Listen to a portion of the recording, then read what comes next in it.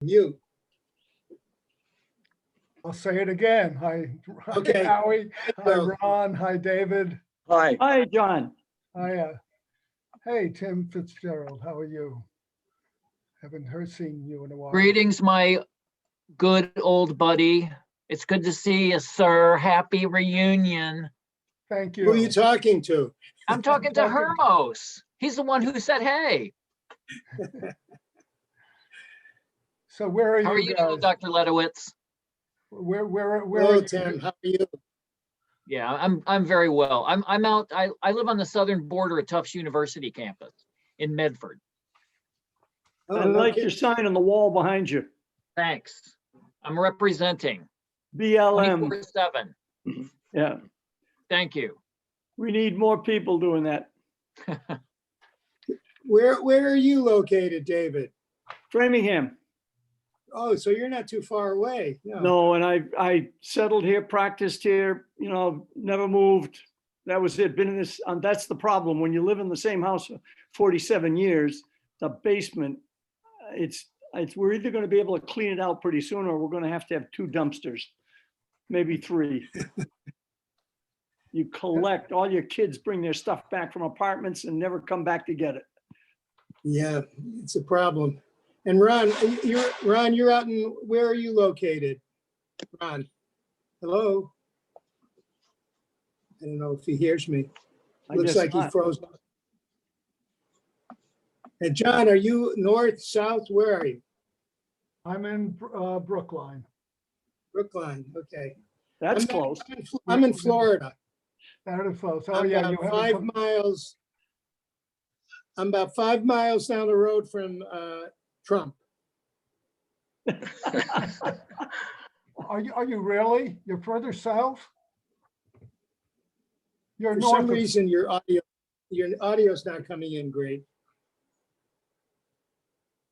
Oh, Where here's is he? another face. Elizabeth Dooling, welcome to the reunion. Hi, I think Liz, can you hear, you gotta unmute yourself. Yeah. Howard, can should you have a hear me? sign. Howard, can you I hear can me? Yeah, I can hear you, Ron. Okay, I good. hear David. Yeah, hear I think it John. looks like Liz has to unmute herself there. Yeah, right. she's muted. Howie, It's the can you- lower left hand. Oh, nice. Okay. You got Yeah, it. she is. There you go. Howie, can you hear me? Yeah, it's a Okay. little muffled. You're a little muffled, but maybe that's just your voice. It probably is. So Howie, where did you say you are? Right now, I'm in South Palm Beach, about 6 Oh. miles south of Mar-a-Lago. That's not far enough. So you go over there very often. I drive in front, but there's a police car in front, so I'm not allowed to drive in. Okay. Well, I hope you don't have any toxic exposure from being so close. Yeah, exactly. 6 miles should be okay. Ron, are you in New Oh, Jersey? Lily, hey. Yeah. Oh, Yeah, Lily, I'm in New boo. Jersey. Yeah, I'm in New Jersey still. I've been in the same house for 50 years. Yeah, me too. Wow. I grew up near you. I grew up in Englewood, so that's not Englewood, too far. right. Mhm. Yeah, that's Too not far too from far. No. Lily, can you hear? Lily, can you hear everyone? Yeah, she's got to unmute. She's got to unmute. Lower left. Lily, you and John, how nice There you- to see you. There you go. You too, I'm Lily. unmuted. Can you hear me? Yes. Yes. Oh, and here is John. Hi, Elizabeth. Hi, hi, everyone. John, Hi. good to see you. Rosalie, my Rosalie will be up in a minute. Just to That's say hi. amazing. You know, we're over 55 years old. Not- You I'm- are. I'm you still are, in my but- late 30s.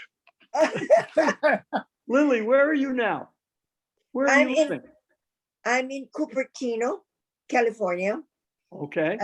just 5 miles from the Apple round thing.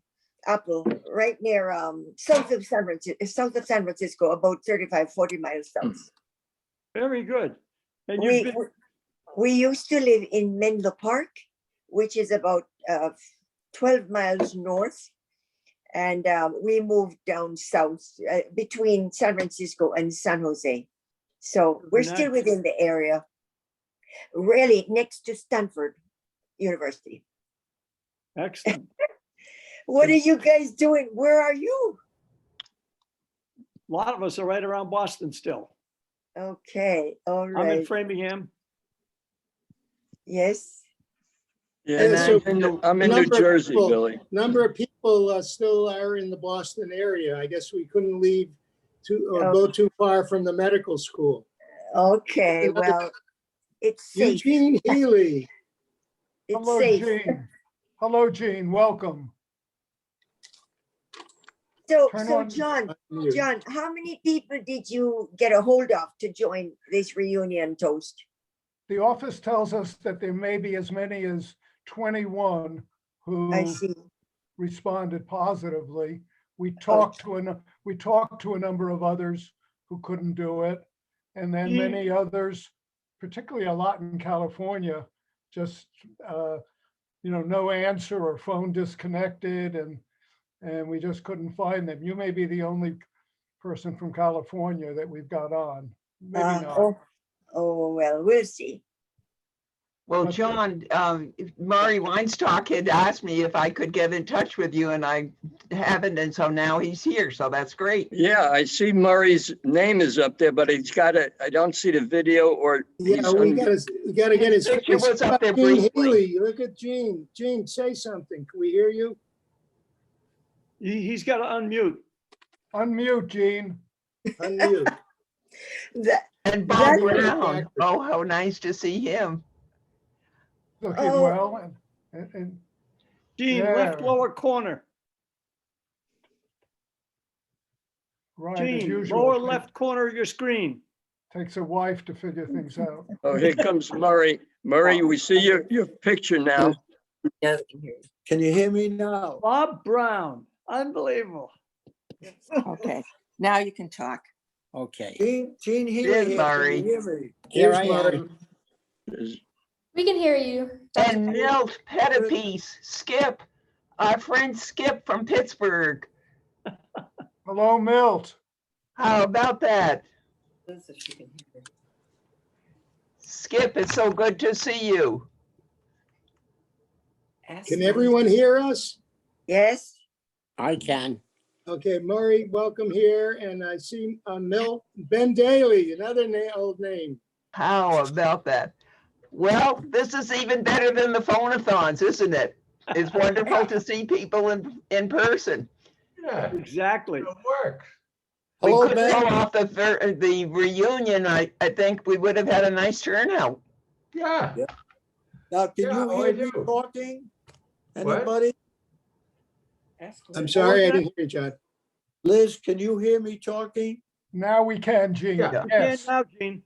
Girl, We so- can Okay, hear you, everyone, Gene. everyone is on audio. Everyone can hear everything. Right. Bob Brown, unmute your screen, left lower corner. Joyce will show you. Joyce will show you. Unmute and backwards. That's good. You should put left lower corner on it as He well. did it. Howard. Bob Brown, can you hear us? I Hey, can, yep, everything's, hear you well. Can you hear me now? Yes, yes. This is a great turnout. Yeah, the Oh my important thing, gosh. the important thing is, can you see us besides hearing us? Like an ophthalmologist. Hello, Ben. Hey, Oh, Liz, Peter Vries wasn't able to come because he signed up too late. Can I give you his phone number? And then someone can call him so he'll get on the next time. I guess he didn't get a mailing about it. You know what? If Howie didn't call me, I wouldn't have gotten it either. Well, I'm glad I called you. Yeah. I Okay, think, so Peter Vries, for what it's worth, it's 603. Yeah, I've got his number, I 498. think. Wait a minute. Go ahead and give it to me again. Attaboy, Gene, Ben. could you repeat Peter Vries' number?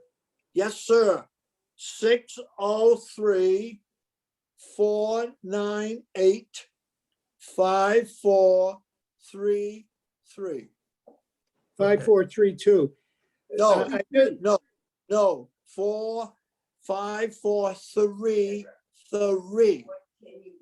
33. 5433, it's, the audio's not great. Hey, Gene, stop speaking Rhode Island and speak English. One You're more right, la- but one I'm more in last phone Florida. number. You're right. Gene, one more last phone Murray. number, because Nice somebody's to see asking you, me for his Ron. number. How you doing? I saw Okay. Gloria there. I see Gloria in the back. Yes.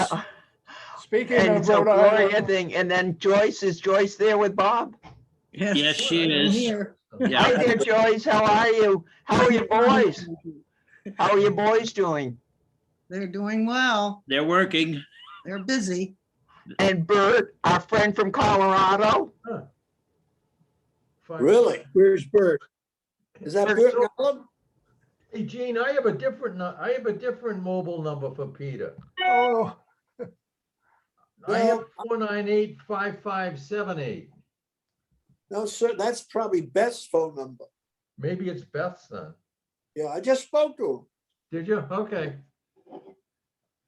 And Gene, Megan, it's so nice to see Megan. She can give Right. us an update on David. David, welcome, David.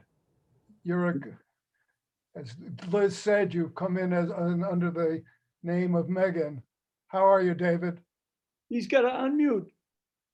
David, you have to unmute it.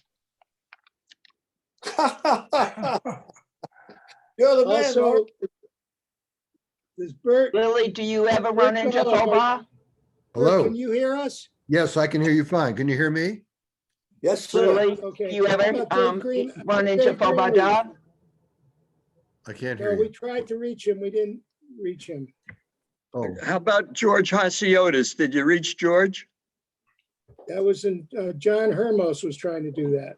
Okay, John, did you No. ever reach George? No, I didn't. I thought that was up to Maura, one of the, our coordinator.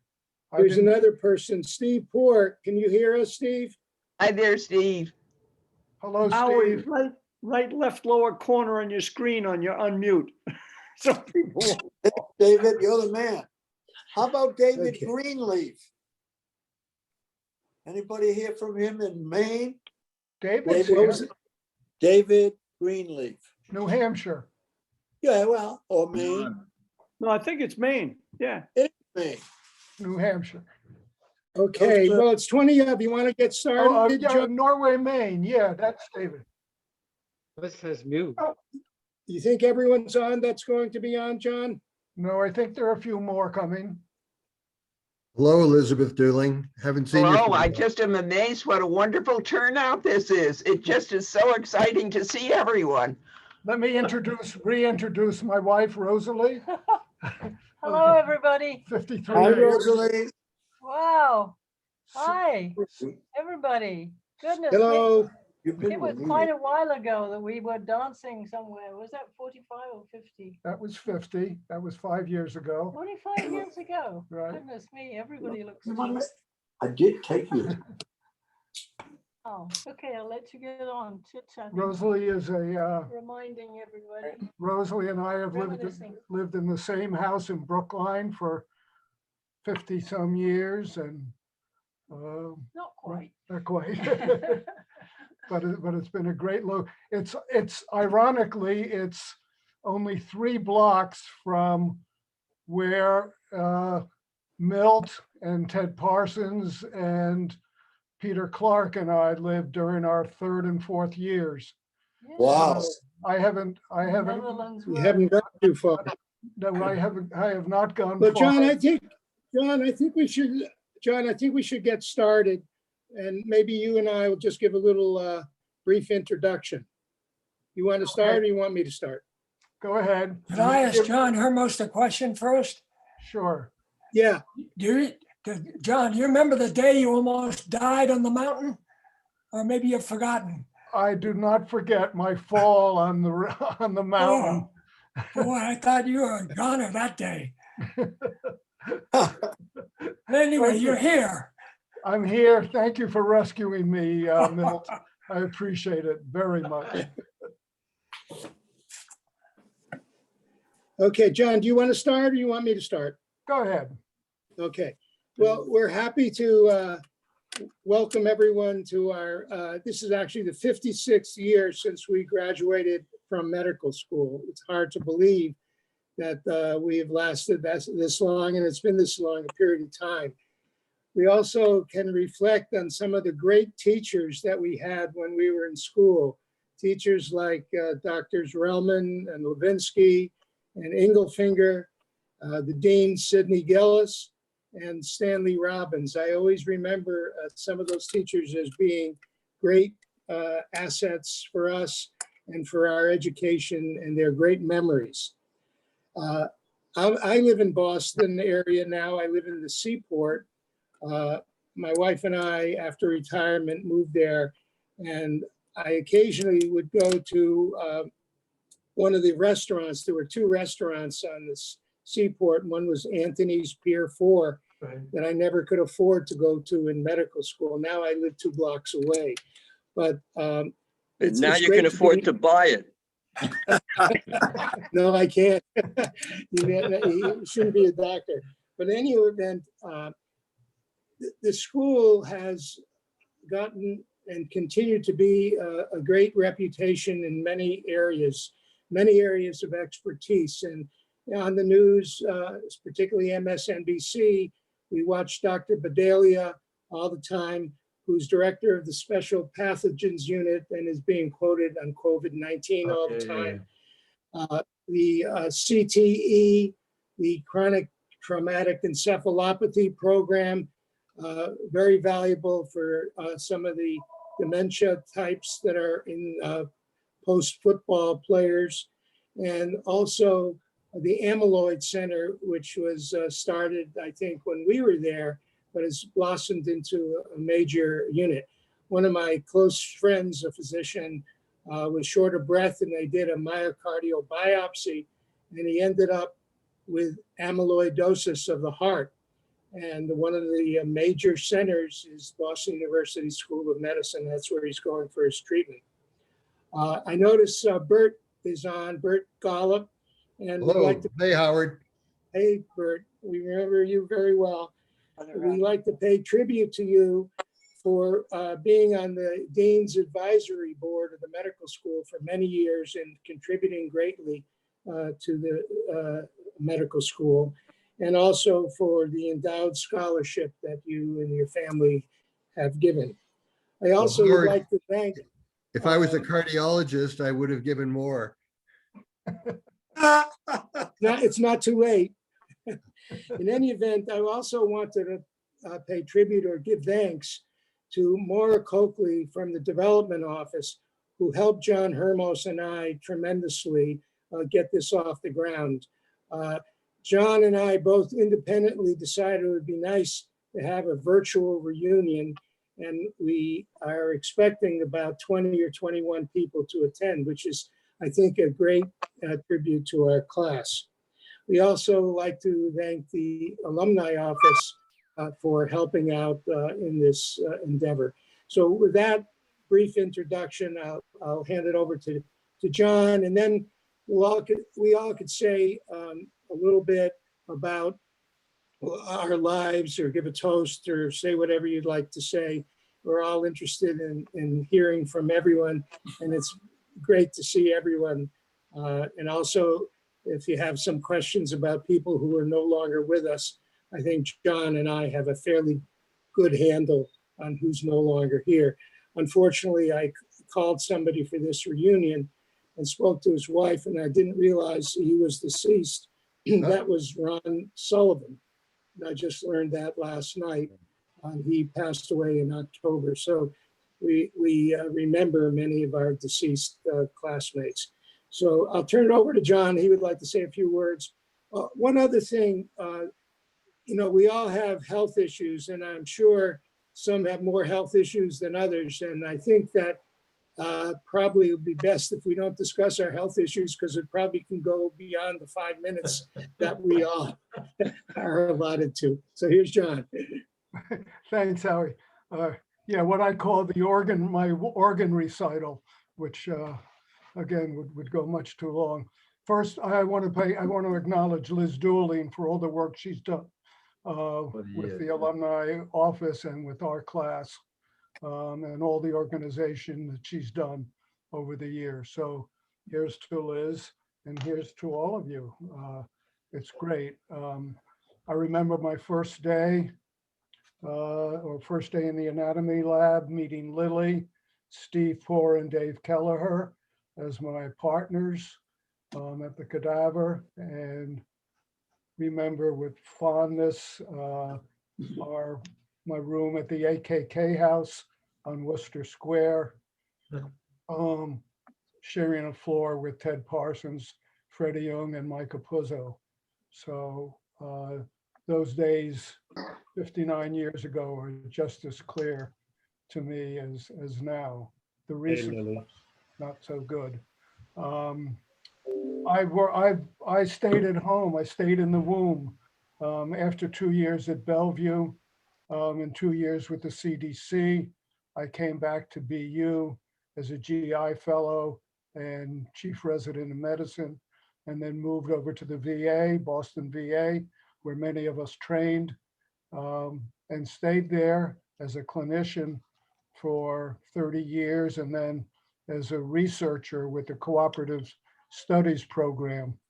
And those last years, almost a 17-year, 18-year retirement job, was really great fun for me and almost my most productive years in research. So I've just left that 2 years ago. I've, won't say been in a rut, but I've had a 53-year-old marriage, a 52-year-old house in Brookline. And what's the third thing? Oh, the job at the Boston VA. I'm sure most of you have had steady employment at the same place or in your practices. I feel so lucky to have gone to medical school, to have been accepted. And I feel that the collegiality of our class has been wonderful. All 72 folks. And I know in our clinical practices, in those who have done research and teaching and training, how many people we've helped. So I just feel so gratified to be part of the medical profession and an alumnus of BU. Don't know what more to say. Maybe one more thing. I had lucky enough to have a sabbatical in Berkeley. And then in my later years, just 15 years ago, age of 60, I had a Fulbright scholarship to India.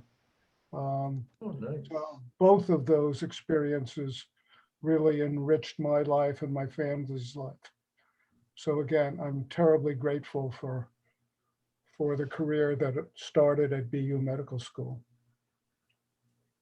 My toast to you all. Cheers. Well, we don't have any order, but maybe we could have people raise their hand and start talking and keep it Howie, maybe why under don't you- 5 minutes. Howie, why Steve or Ron or David? David, go ahead, don't David. you introduce each person? Everyone, By the way, can you hear me, Steve Poor? yes. Oh, okay. I didn't know that. Okay. David, I didn't quite hear you. You want to just Or just suggesting, I only have like 6 across the top of my screen, but you could bring in everybody in order. Have you been able to touch, if you're on a computer, the gallery? If you hit the gallery button, you should be able to see everyone on the screen. Yeah, that's right, I can. You're right. I see about 9 people on my screen, and then the second screen, there's another 5 or 6 more. Yeah. Including Ted Parsons. Hey, Okay. Ted.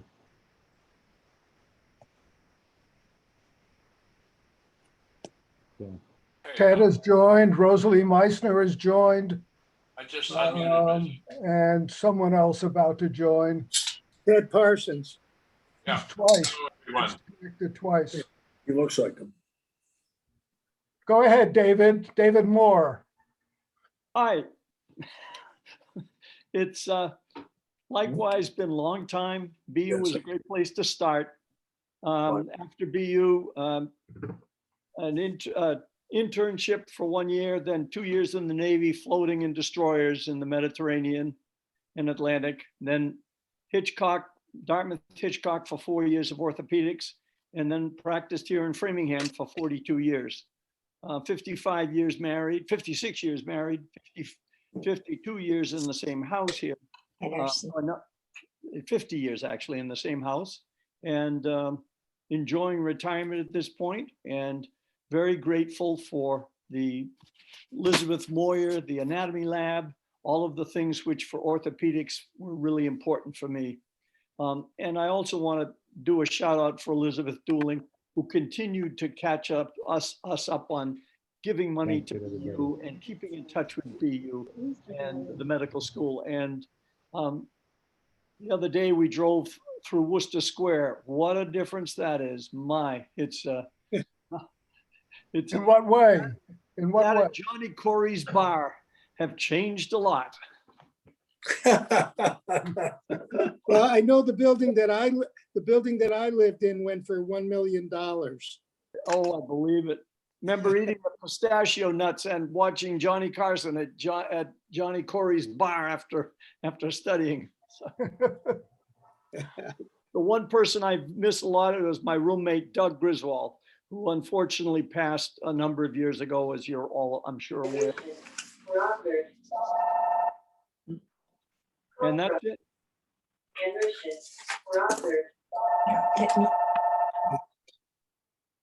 Maybe that's Doug.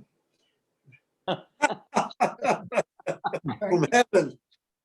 Thanks, David. Ron Zevin? Yes, I would like to tell a little story. I was not, by the way, who are all these old people on the screen here? That's right. We don't know.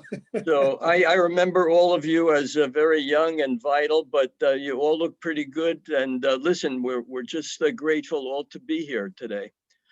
So I would like to tell one little story of experience I had in the 3rd or 4th year.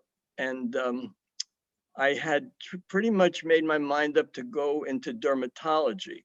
And we had a very good, Herb Mescon was the professor. Yep. And I was trailing him around and thought, well, this would be a good thing for me. You know, it sounded good. And I thought that was what I was going to go into. So my next rotation was OBGYN. And the resident took me into the delivery room. We had a multip. It was about her 4th or 5th baby. And there was just a student nurse standing next to me.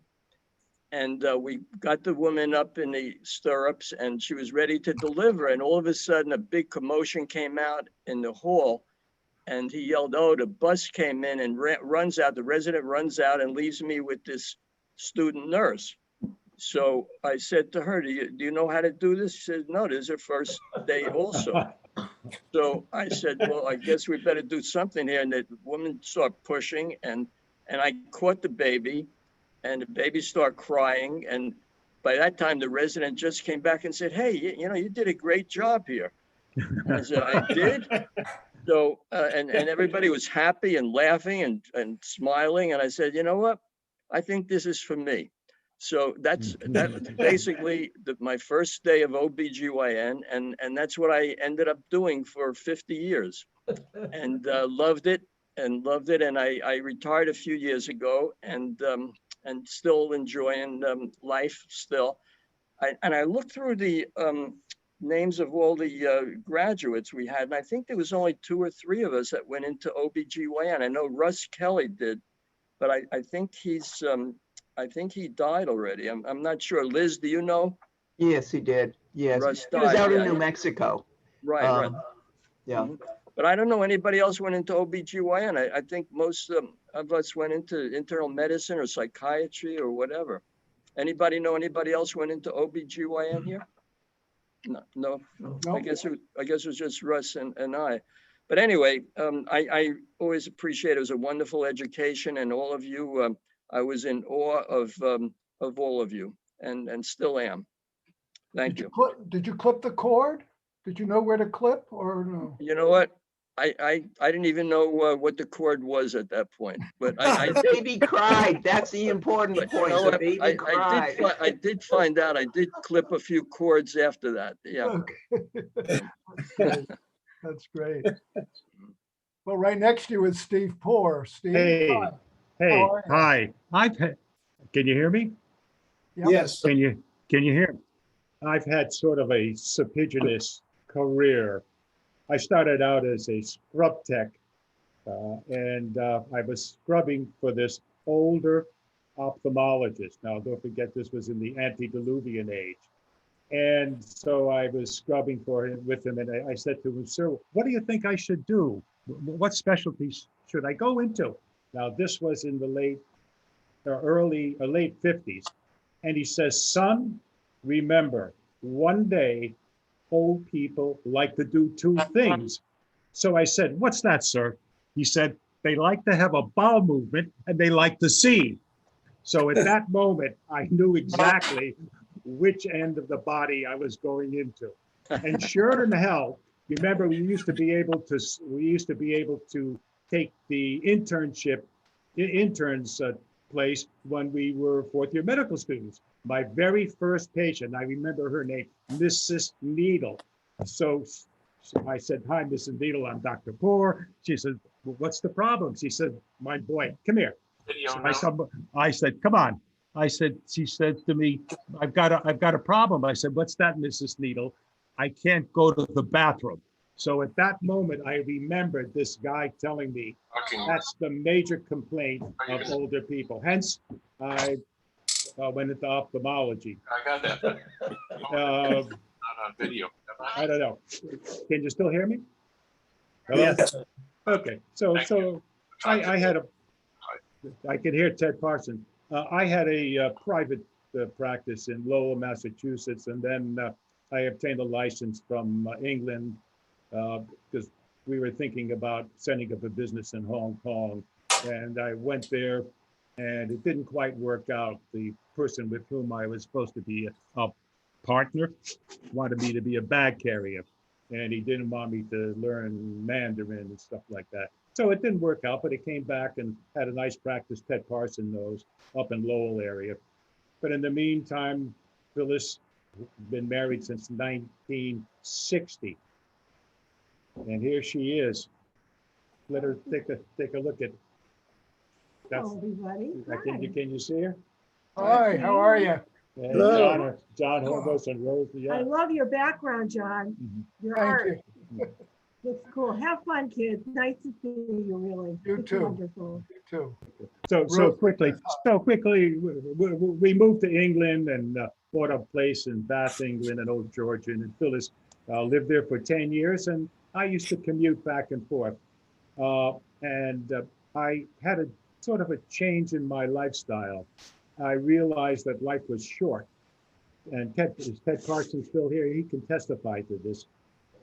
I started working 6 weeks a year, 6 weeks, and then taking 6 weeks off. And I did that for the rest of my practice. So my only sorrow is I didn't take 8 weeks off.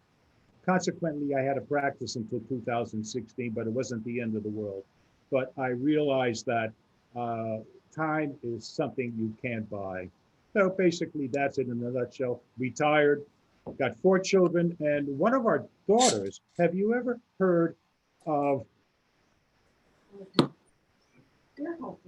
Ear Hustle? It's a podcast about prisoners. No one, look it up.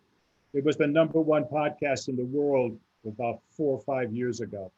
Anyway, if you're interested in incarcerated people. Other than that, here I am retired and go drinking lots of wine, traveling to Europe for wines in California. That's about it. Thank you, Steve. Still playing golf? I hurt my back, so I couldn't play golf. Too But yeah, it is. But I sailed quite a bit. John McCormick. Isn't John McCormick there? And Ted and his buddy, the guy with the cobra. Jack B. The Jack B, not the cobra, the snake. Yeah. So basically, I'm just drinking lots of wine and traveling.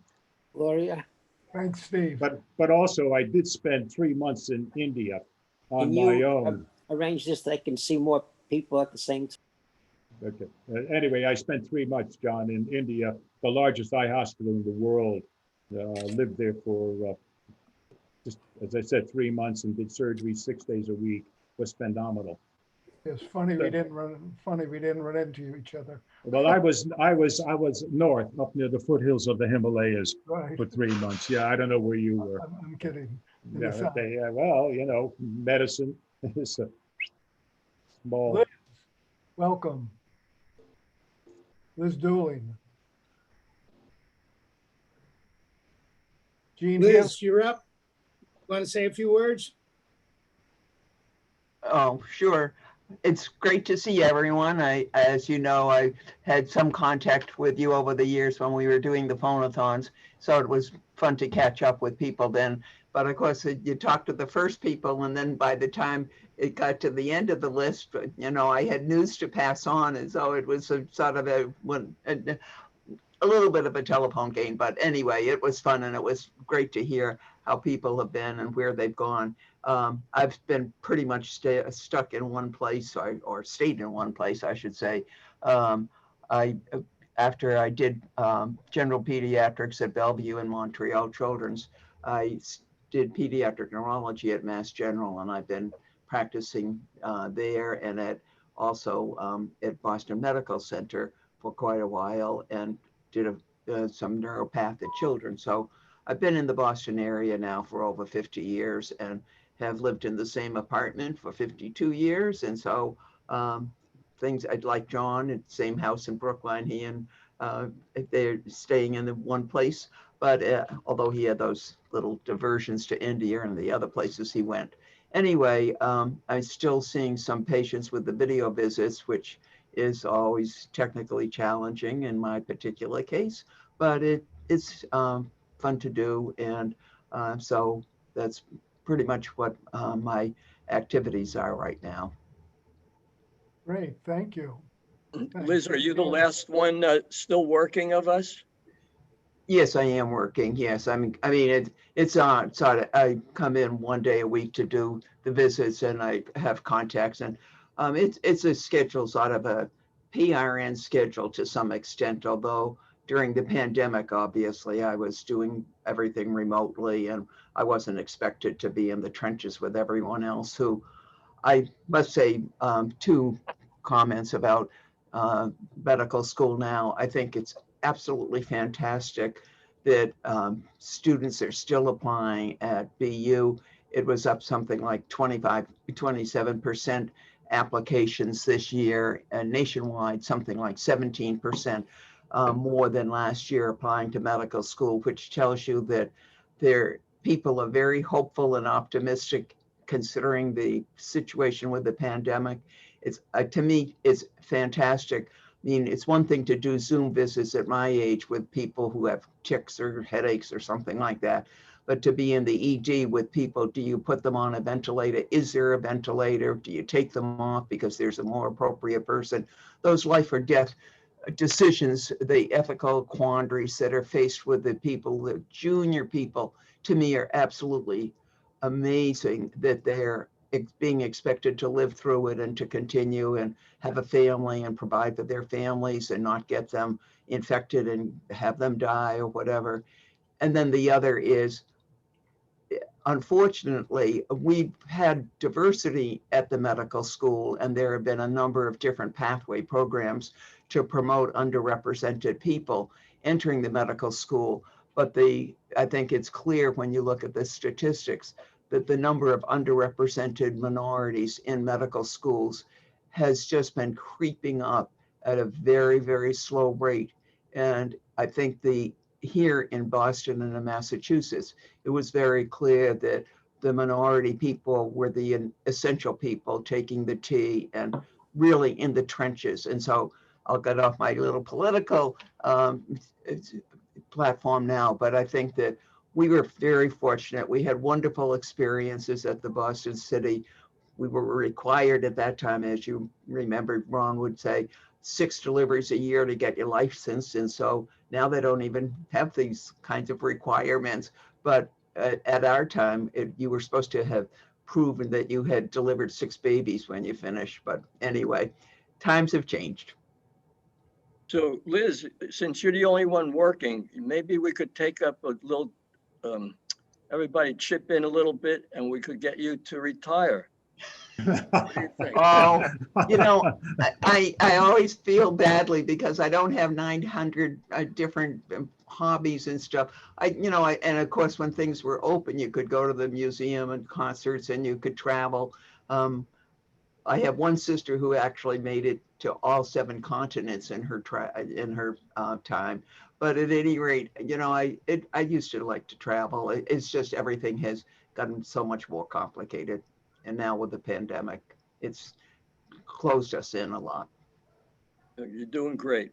Thank you. Thanks so much, Liz. Murray, the great storyteller.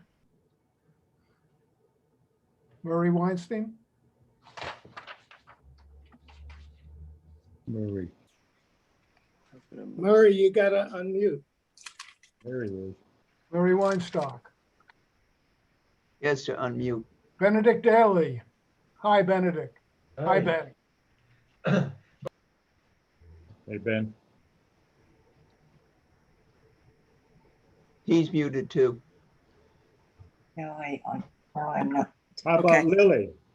Okay, Hey, Lily. Are you ready? I'm ready. We're ready, Lily. Oh, Yeah, is Murray's on. Yeah. Is Murray going to speak or what? No, I'm you're ready. right. Yeah, now. Murray wanted to speak. Murray, Well, it's awfully hard to summarize all these years Here it is. of training and practice and so on in 5 minutes. I don't know if I can even attempt to do it, but I don't know if you guys remember, I came into the 3rd year at BU. I didn't start there. I started at the University of Amsterdam in Holland and spent 3 years there. And then I transferred to BU and I did my last 2 years there. I did my internship there. And then I went to the Bronx VA where I did 2 years of residency. And then I went to Mount Sinai for a year. And then I went to the Bronx VA for a year. So in those 10 years of training and 10 years of training, I lived in 11 different apartments in 10 years. You weren't paying the rent, I think. But all I can tell you is about BU, I have had fond memories. And I was very fortunate to be there, be accepted there. I applied to several schools and BU was actually my first choice. The only other thing I can say is I can tell you the same story that I told at the 50th reunion with Dr. Relman. I think most of you people are so old and senile you won't remember anyway, so I might as well, I'll tell it over again. But during my internship, I had Dr. Relman as an attending, and it was my turn to present the case, and the case was an elderly Jewish lady who had a chronic renal disease and was deaf. So I presented the case, and after I presented it, we went to the bedside, and Dr. Relman asked her how long she's had edema. Of course, she didn't hear anything. She said, "What?" So he repeated it a second time. "How long do you have edema?" She says, "What?" He repeated it a third time, got no answer. And at that point, I said, "Let me try Dr. Relman." So he says, "Go ahead, Weinstock." So I leaned over and I yelled into her ear, "How long are your feet so big?" She says, 3 months. So Dr. Relman never cracked a smile. He just looked over and said, "You're going to do just fine at Einstein, Weinstein." Anyway, I went into practice in 1970 in New Jersey and spent my whole career basically there, and retired about 7 or 8 years ago. And now I'm just kind of taking it easy. We have a little place in Florida, go down to wintertime. Michael Apuzzo. And Michael. I don't know what else there is to say. Just it was wonderful memories at BU with all of you people. That's good. Let's keep it going. Hurry up. Just a next? quick question for Michael Apuzzo there. He has to unmute himself, but for Michael. Here's Michael. Hollywood Michael, are you? Apuzzo. neurosearch into the stars. Yeah, but he does. Oh, Michael, is your son the one who writes for the New York Times, Matthew? Oh, no, that's somebody else. Oh, okay. Okay. That's somebody else, Liz. How are you? John, let's go around the horn here a little bit. You're muted.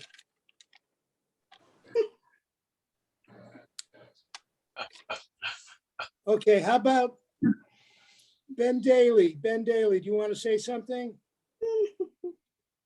I'm actually. Yeah, one right. How about There Lily? you go. All right, you guys. Hey, Are Lil. you there? Yeah, this is Lily. First of all, I'm calling from Cupertino, California. And I'd like to thank John and Howie and Laura for arranging this reunion. We were supposed to meet last year, but you know what happened.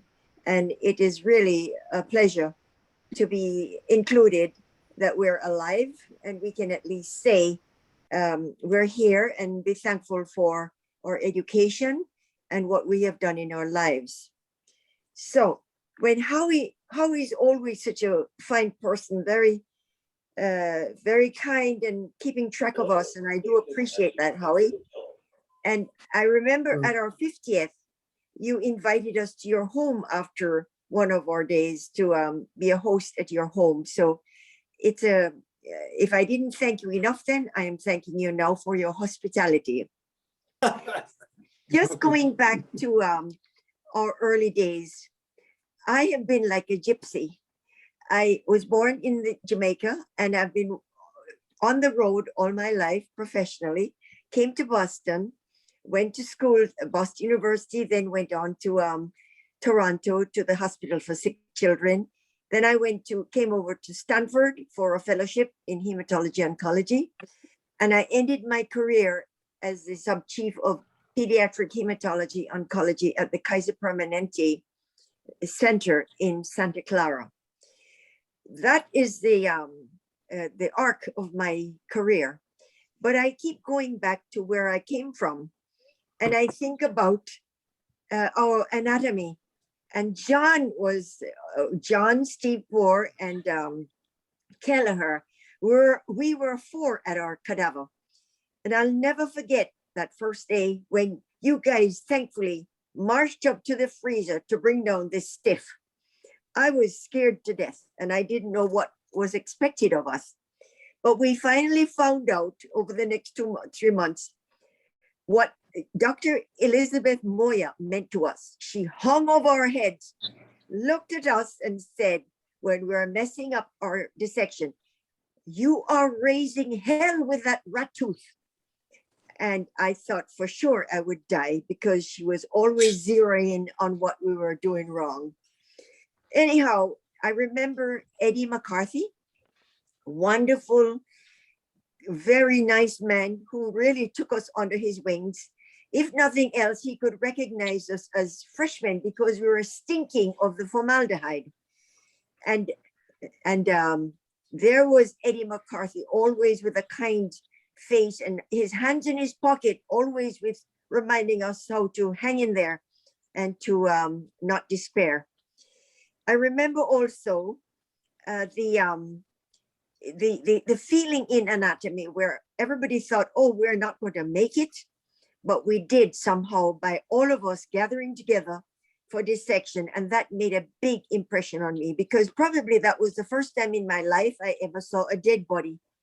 And we're supposed to go and attack it and find out its body parts.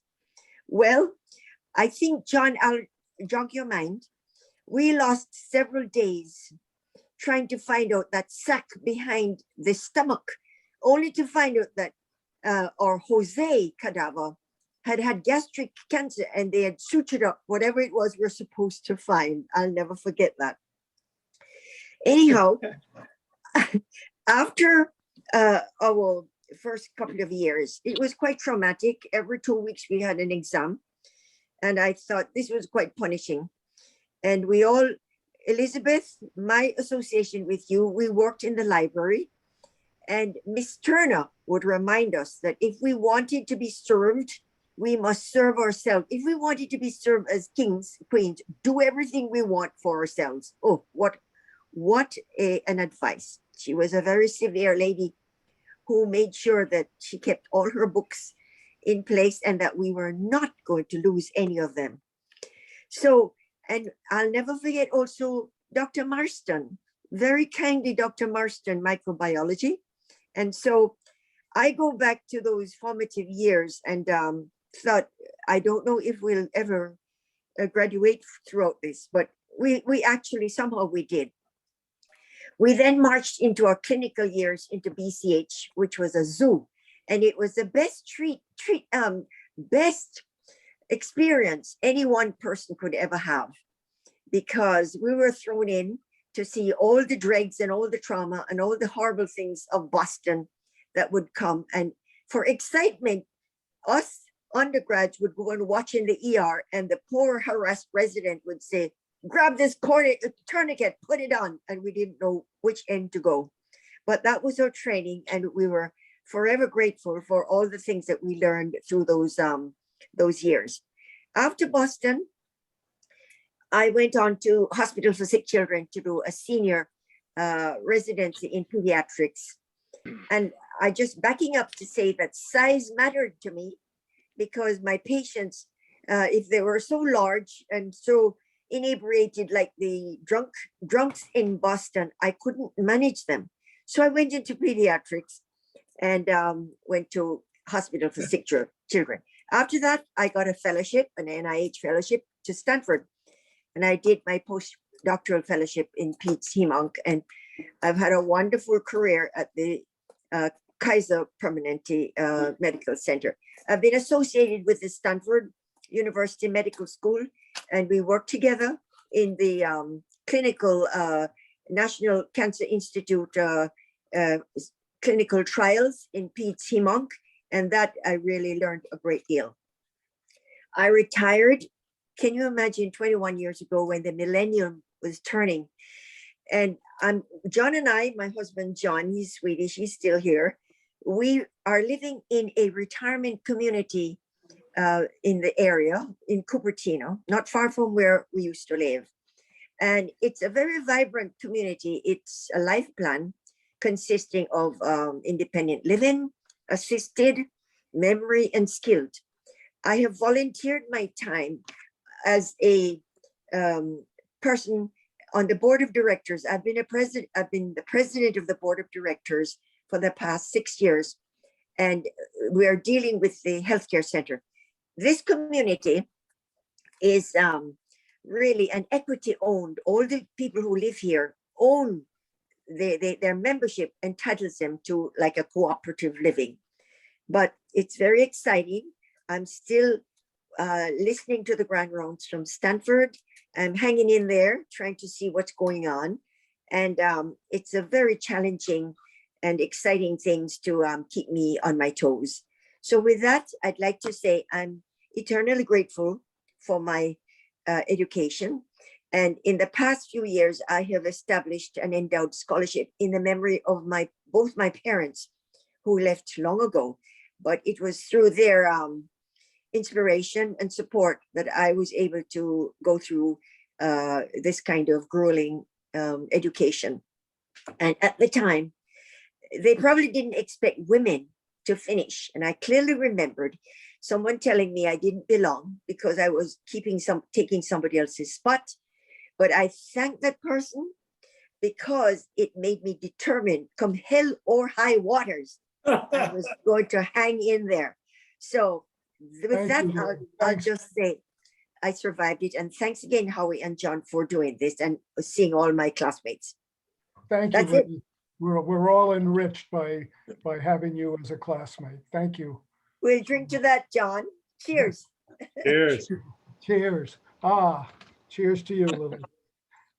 Bert? Yes. Well, it's great to see all these smiling faces. I have many warm memories of Boston University. And there's so much to talk about, but I'm going to try to be brief. Yeah, we will. There may be a time limit. I think we're good, though. Well, just ring the bell when Yeah, I'm go over to- limit, but I'll try to be under limit. I'll give you- Howie mentioned Worcester Square. I remember my room at Worcester Square on the 4th floor, number 6, Worcester Square. $6 a week. Gene Healy lived next door. Remember Gene? I sure do. And I think you paid the exorbitant $4 a week. yeah, I bought recall. it. No one believed me. I know. $4. Rose Bannon, she was a wonderful, wonderful Irish lady, just loved her. And I was able to put myself through medical school by working at the city hospital 4 hours per week on Sunday night. I was paid $1.50 per hour. So that was $6 per week, which paid for my room. And when you worked at the city hospital, you got board free. So I had all the wonderful city hospital food and my accommodations taken care of. So that was quite a remarkable experience to come out of medical school without a $250,000 bill, as many of the students do now. My most dreaded course at BU was microbiology and parasitology. I hated parasitology. So as a result, it was only natural that I would go into infectious diseases, which I spent many years working both in private practice and at the University of Colorado. After my internship and residency, I participated with the CDC. I was an EIS officer, and I was actually the plague officer for the United States for a couple of years and looked at every case of plague which occurred in this country.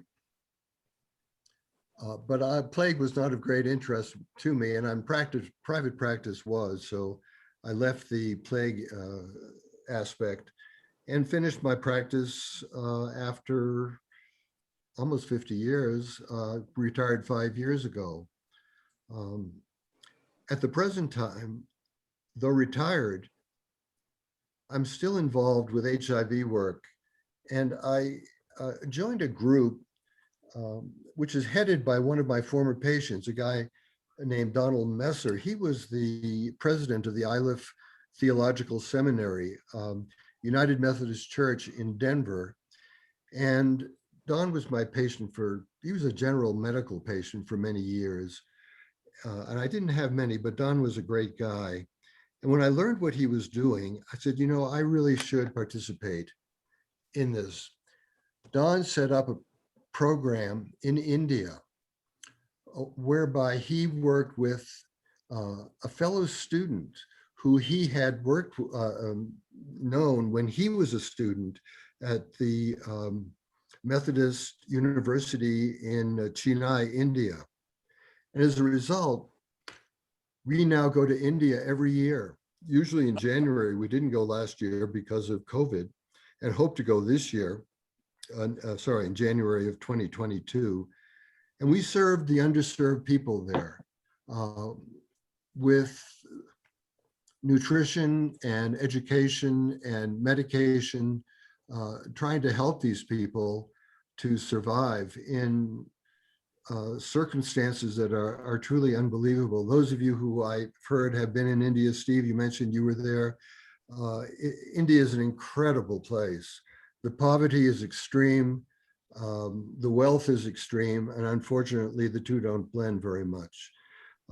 But that's been a remarkable experience for me, and as long as I'm capable, I'll continue to participate with them as well. So without further ado, it's great to see everybody here. My former anatomy partner, Dr. Dooling, who's now doing her continued neurological work. Lily, I see Lily's brother in Denver all the time. We work together at the Botanic Garden. He's an ophthalmologist as well. Well, without further ado. That's adios. great, Bert. I'm Thanks glad. so, thanks so much, Burton, for the good work you're Sure. doing. Hey, it's great to welcome Peter Vries and Doug and Donald Barnard, who just joined us. So our numbers have increased. I keep saying Milt. Milt? Yeah, what? How Want are me to you? talk? Go ahead, You want me to talk? please. Okay, the minutes are ticking, but anyway, speaking of memories of BU, I remember studying at night over at MIT, overlooking the river, trying to get things done for exams. And I remember, I've forgotten who was in the group, maybe Rosalie, the bridge group. There was always a bridge group at noon, midday, and they'd be playing that bridge every day. I do remember the just wonderful electives we had in London. And our neurologist over there, just by chance, happened to be Roger Bannister, of all people. But anyway, after that, I went to Chicago, Northwestern, Chicago Wesley, and at 66, since I was single and things were brewing then, I knew I had to join something, some service. So I joined the Air Force, excuse my voice, and went down to San Antonio and took aerospace medicine. And then since I was single, can you hear me? Am I on? Yep. Yeah. Okay, I saw some other flashes there. Since I was single, guess what? I went to, and I was going to join the Navy and take an extra year and fly, but then they canceled that. But I then went to Vietnam. And I must say, not to get into that subject too much, but it was the most significant year, I think, of my life. I was a flight surgeon. We had flight surgeons, flight medical officer. We both took care of the clinic. But when you're a flight surgeon, I was part of the 510th Squadron, and you flew with the fellows, you know. And we had F-100s. You looked it up tonight on your computers. F-100, great plane. And I sat in the back seat because the F had 2 seats. And we went out on missions, and it's just, you go on and on. It's just unfortunate the whole way it ended. But anyway, on Sundays, you would enjoy, I think all of you would enjoy this. We would go out to this leprosarium on Sundays for a big dinner and would take care of all the patients. And the French had started the custom, well, not custom, but practice of taking placenta, little pieces of placenta, and implanting them in the bellies of these people with leprosy. Now, whether that really worked, I'm not quite sure. So after Vietnam, well, after I was in Vietnam, and I didn't want to go back to all the saluting in the States, so I went to B-52s in Thailand, which was another story in itself. After that, I was wondering, what am I going to do? I really don't know what I'm going to do. Ended up in pediatric ophthalmology, but I didn't know that at the time. So I was, well, I'll go into world health.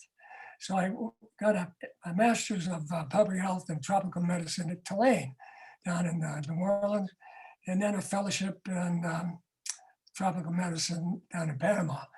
But eventually I got an ophthalmology residency at Orange County Medical Center in that's University of California, Irvine.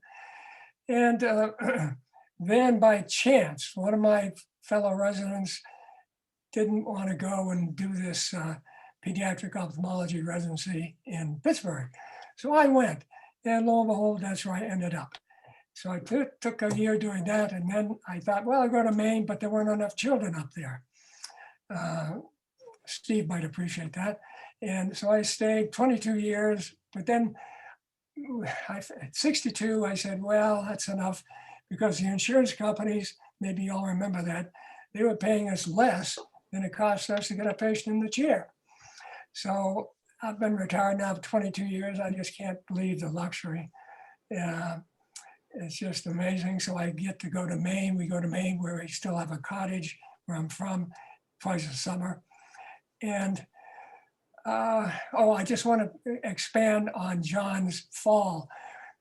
Ted Parsons and John and I were up climbing a mountain up in, I've forgotten where.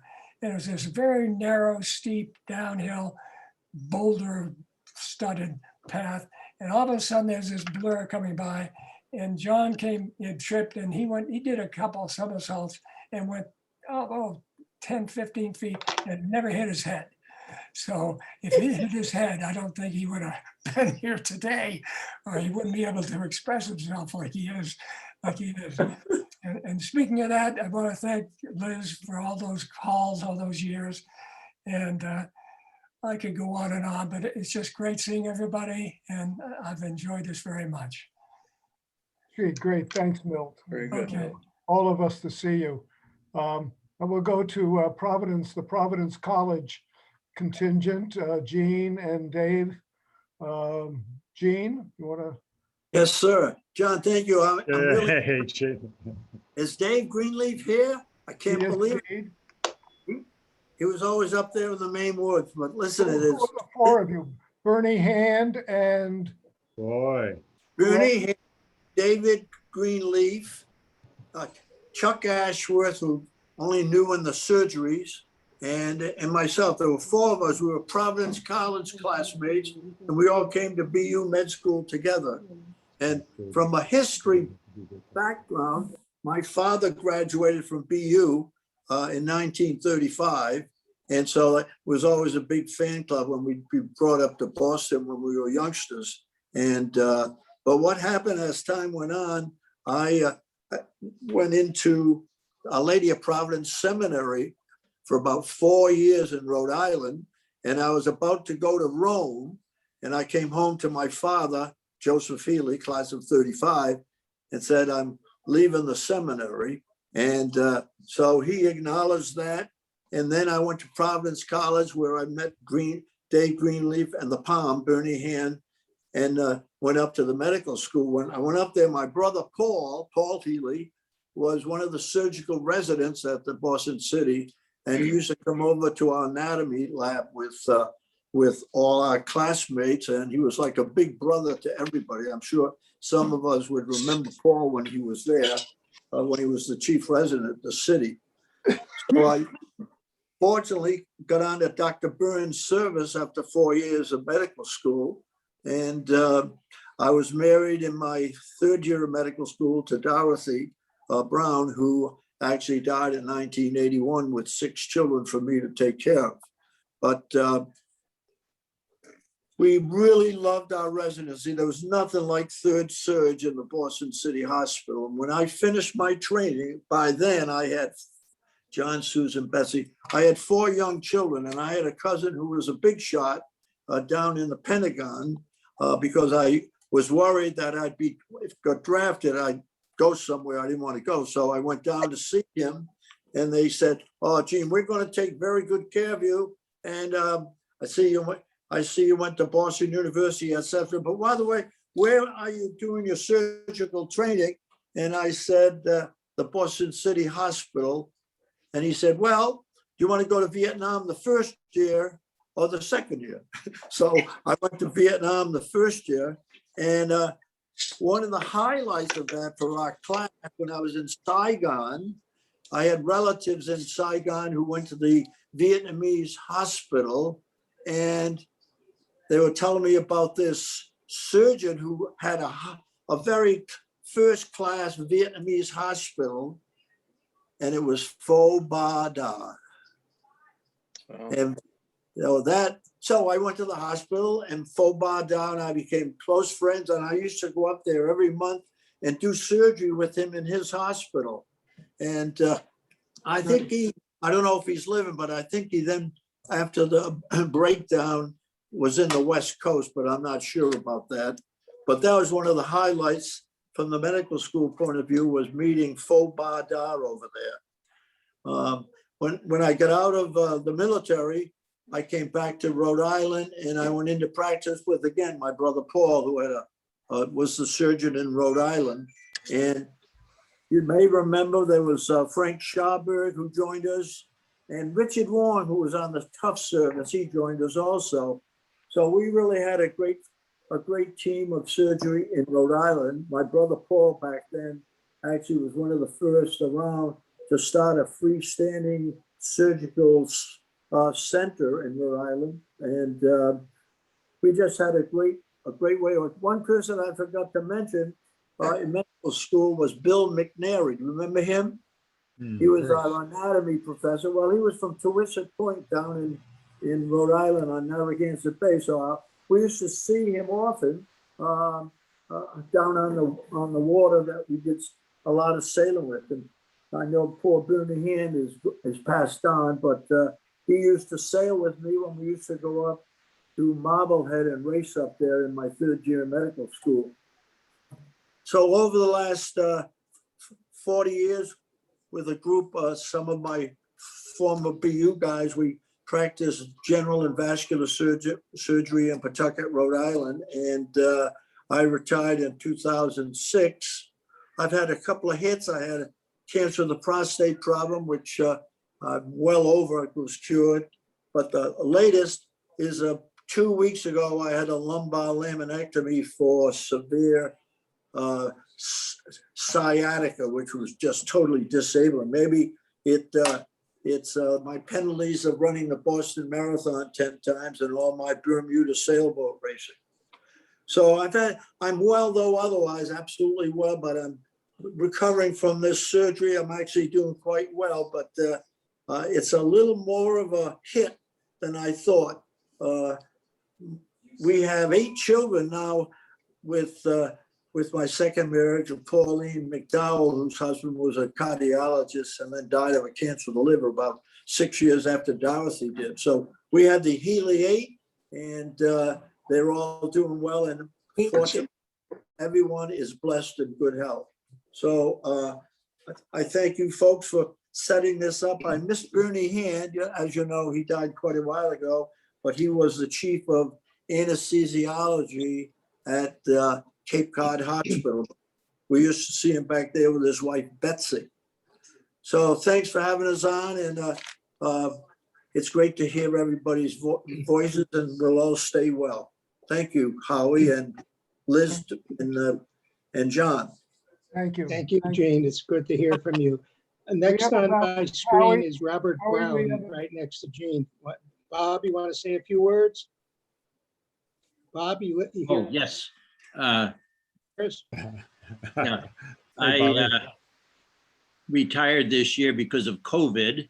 I was fortunate enough to be in practice with 3 of my sons in ophthalmology. Wow. My goodness. And they all 3 went to Boston University Medical School. So I got a chance to put their hood on when they graduated, which was great. And I did my residency at Manhattan Ioneer, and I stayed on there and had an office in the city as well as in New Jersey, and taught cataract surgery with the residents. So I had a really great career from that point of view. When I was in Boston, I was on Mount Vernon Street as janitor of a theological library for a free apartment.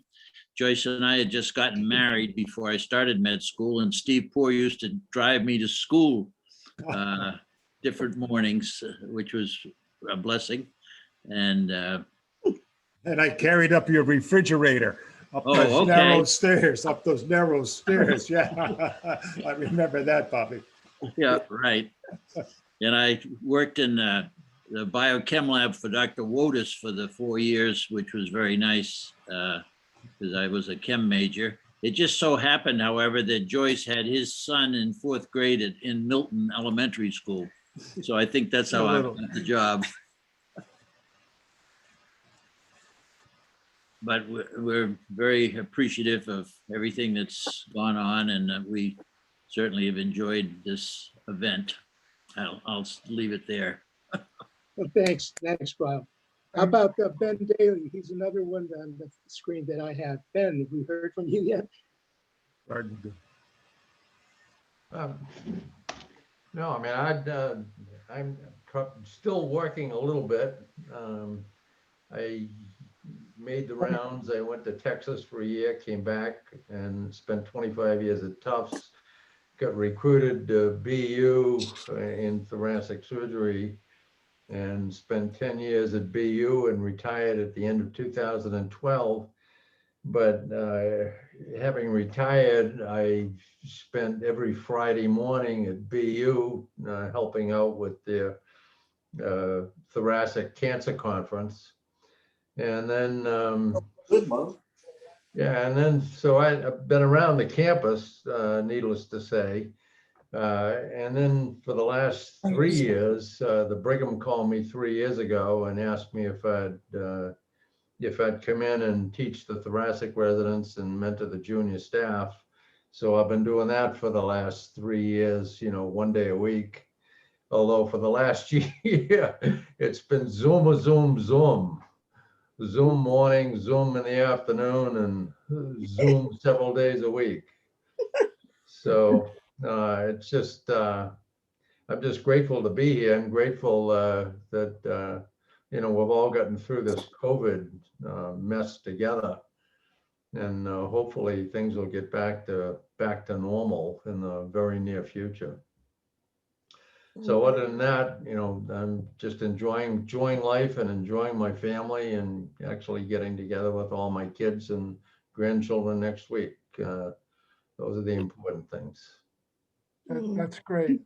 Thanks, Ben. Thanks. Yeah, we look forward to Easter and finally all the family getting together. So I hope others can share that experience. I promised Dave Greenleaf, and then there's maybe 4 or 5 more. Dave? Where are you? Dave, you're not, Unmute. The question is moot. Ted Parsons. Hi, Ted. Yeah. Hello. How's that? You're on, David. Dave, Are you okay? oh my goodness. You're on. Yeah. Hello. Hi. Yeah, Bronze. this is Dave Greenleaf. I'm in Western Maine in Norway. Been here for the last many years. I retired from orthopedics in 2009, and we're still in the same house. Been here since 1980. Been married to Kathy for 56 years. Have 4 children and 7 grandchildren. This year we're enjoying, my youngest is here in Norway with her 2 children, and that's a delight, really enjoying that. Since I retired, I do a lot with a local land trust, and we have a cross-country ski area. And so I do a lot of skiing in the winter. And I also groom the snowmobile trails with a groomer, which is a lot of fun. And in the summer, I do a lot of bicycling, and I've started playing golf. I don't do it often, but I still do it. So I'm really enjoying hearing from everybody, and I'll sign off with that. very good. David, you sound like a Maynard. You have a Maine accent. Good. That's great. Next on my screen is Rosalie. Rosalie, you want to say a few words? Oh, sure. Mostly just to pick up. First of all, Ray, oh dear, what's his name? Darn it. I want to say Bradbury, but that's the wrong person. We had a classmate, Ray, who went off to family medicine, and I saw his snapshot posted when I got out to California to do my family medicine residency in '77. And I just wanted to say he's doing well, I hope, and got to connect up with him. And the person doing OB that you didn't mention, Bennett, Howard Benedict? No, Ben Burn. I can't remember again. I'm getting crazy. Howard Bennett. Did Doug Dwight- Bennett. Yeah, Doug Bennett. Yeah, he was doing it in Falmouth and Portland when I was doing locum tenens up there in recent years. Just very, very grateful always to BU for having me. And miss all of you good folks. Right now, my husband had died and I had spent a good number of years looking after him until he did. And then the pandemic hit, and so I've just been isolated since. And looking forward now that I've been immunized, getting out and traveling, and I'll probably be up and around in New England. I've never liked being around Washington, D.C. Wrong cultural climate for me. And I'm planning to finally move up to New England when traveling is safe. Nothing much more to say. Doing well and grateful to you all. Take care. Thanks, Rosalie. How about Ted? You started before. Ted Parsons?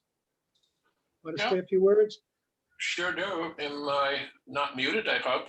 You know, Yeah, after you're a not year muted. of We all these- hear you. I would hope all of us are learning when to mute and unmute, but you know, life goes on, and the older people have difficulty with the technology. Certainly I do. So my earliest memories at the medical school were Worcester Square. I also lived there with several of you in the same house with John Hermos, Mike Pozzo, Freddie Ng, who is with us now. Later on, Peter Clark joined us across town.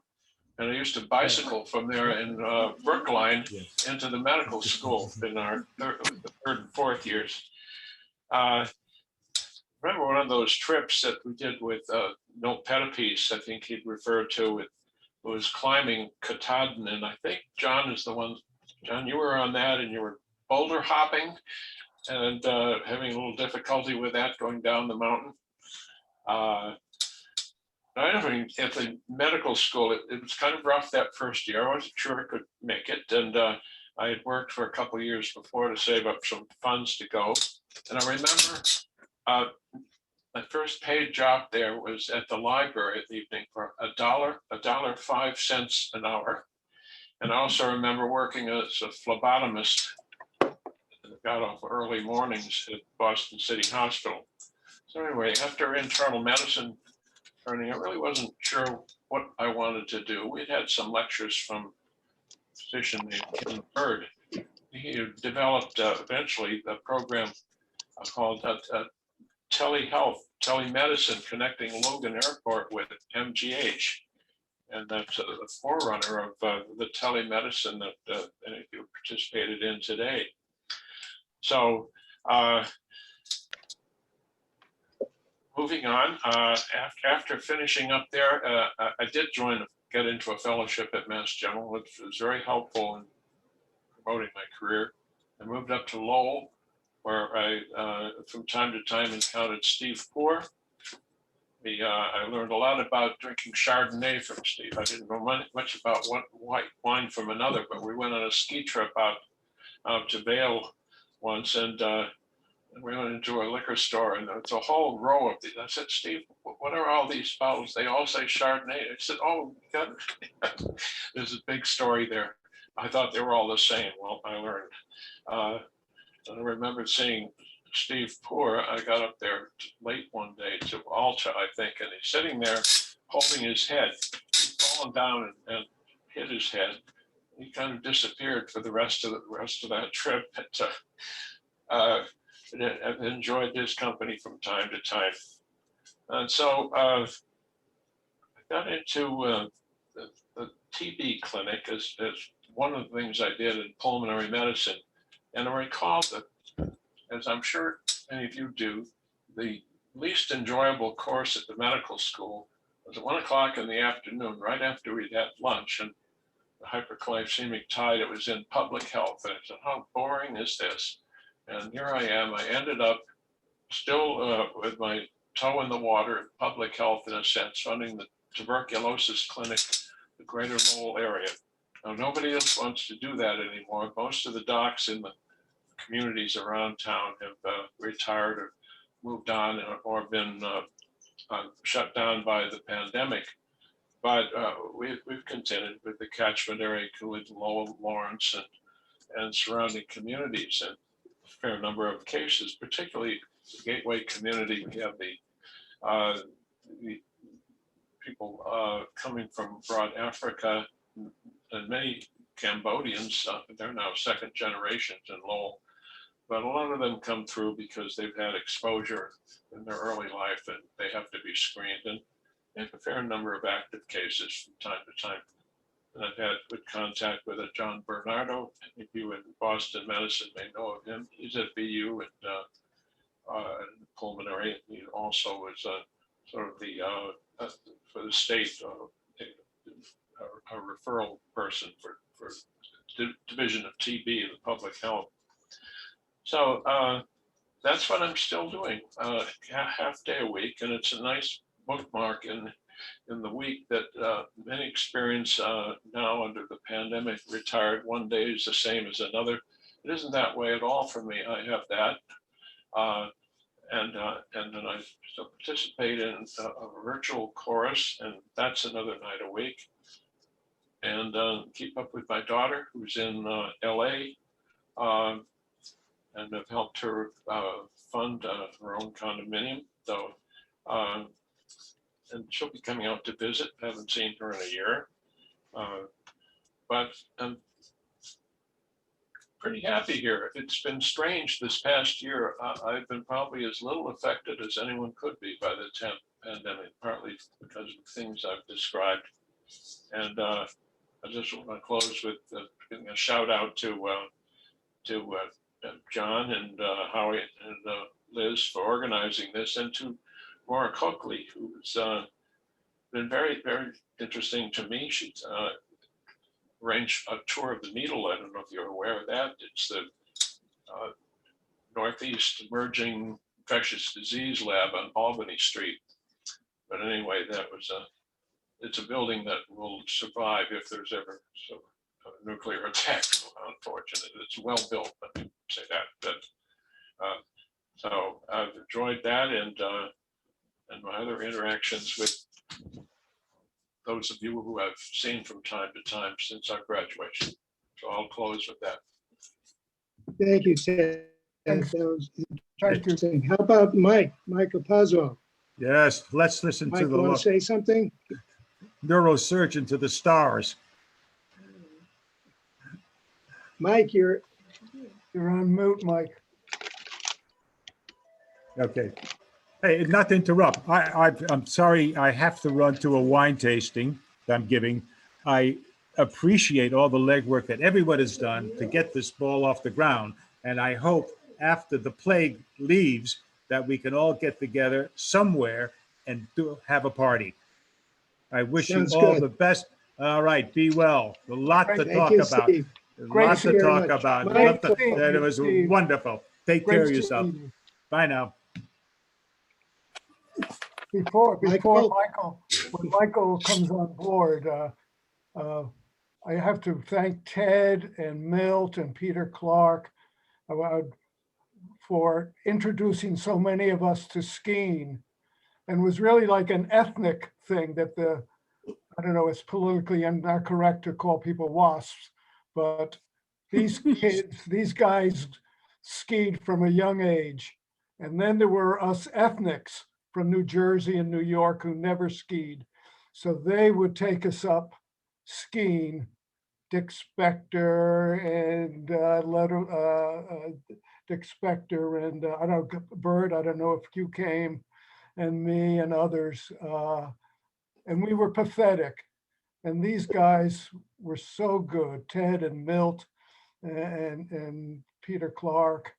But that was a great contribution of this group of skiers to those of us who had never skied before.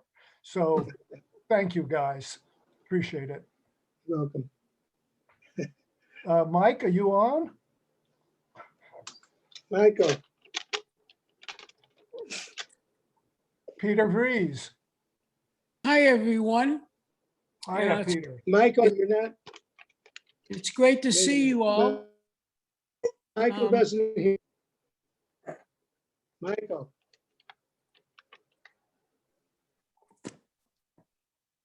How can we Let Peter go, Howie. get in touch with Michael? Okay, but that's Okay. Peter. Yes, can you hear me? Yes, Yes. great to see you. It's great to see all of you. After I left medical school, I trained at the Boston City with Gene Healy in general surgery. And from there, 2 years in the military, and then 35 years in Exeter, New Hampshire, where I practiced solo general surgery for 35 years.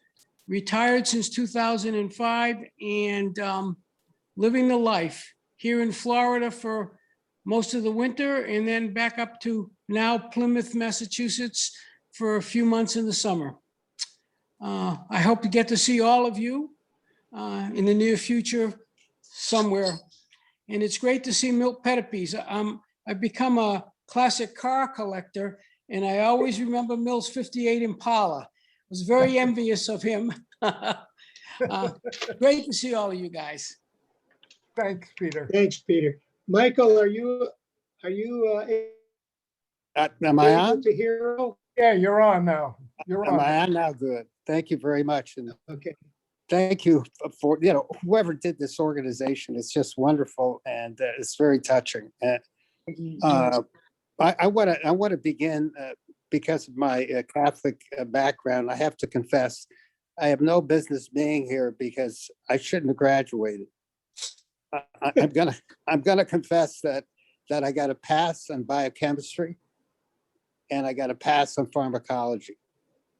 So what else could I do but neurosurgery after that? and I look at Lily, you're as beautiful as ever. And I didn't know that you could make so many words. You were so quiet and you were so demure. I think being on the farm for so long, you've become yes, a wonderful, outspoken person. I love what you have to say. And thank you so much. Thank you so much for that. I And was a late bloomer. Ted Parsons, Ted, you must have been embalmed because you look the same as when I saw you last. I mean, it's incredible. We used to joke about he was the old man among us, right? Old daddy, right? So you look great, Ted. I'm telling you. You haven't been working. I think you've been having too much fun. Well, and the rest of us have been working. And so I don't know. I feel very jovial. I would say that I've got so much tread mileage on me at this point, and I have so much to say. I'm going to have to cut it back. But I would say that I've been so many places, done so many things, but Boston University and my experience there with you people, hand in hand, arm in arm, shoulder to shoulder, was clearly, of everything that I have done, it was a period of time that I most cherish, And I want to thank you, all of you, for being my classmates. And as I remember, being kind to me and making it a special time in what my educational process was. You remember, I had so many gifts that I can relate to BU. When I finished, I didn't even have to go into a match or do anything as far as surgery went, because Richard Egdahl, you remember him? He called me into his office, and I stumbled through medical school and so on. I did better during the clinical time, but he asked me, Mike, what do you want to do? And I said, for some reason, I think I want to do neurosurgery. I'm interested in the Montreal Neurological Institute. And Dick told me at that time, he said, look, I've got my running mate from when I was with Langenstein in Minnesota. And I know the chairman of neurosurgery, Lloyd McLean, at the Royal Victoria Hospital. And you can get a 1 year of surgery there and potentially move on into the MNI. So all I did was get on the plane, and this was like in the middle of winter, the de-icing the plane. I went up to Montreal for 1 day to the Royal Vic, talked to Lloyd McLean for 5 minutes, flew back, and I had the letter that I was going to be an intern. So I ended up at McGill for a year, and I did my general surgery there. Came back to Yale and to interview for a neurosurgery residency. And at that time, we just finished our match here. I'm at Yale now. We finished our match last Friday, as you know. And I just walked into Yale New Haven Hospital, went into the neurosurgery office. The associate chairman was there, and he hired me on the spot. I never even talked to the chairman, so I didn't even have to match. So I was in New Haven for a period of time for a variety of reasons, and it was Vietnam. We had to go into service. I was very interested always in nuclear submarines, being from New Haven, seeing them out on the Sound.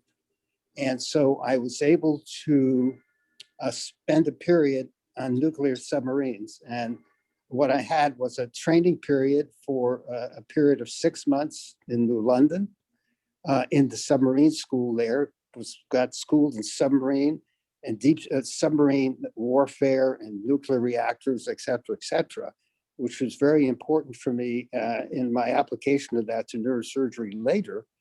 And I also was trained in deep sea diving and scuba diving at the time, and went on to be on a nuclear submarine for NATO out of Scotland. And I was the diving officer we had diving for the submarine, as you might expect. The hull had to be inspected, and for problems associated with things external to the submarine, we required to have divers. So I had divers for that.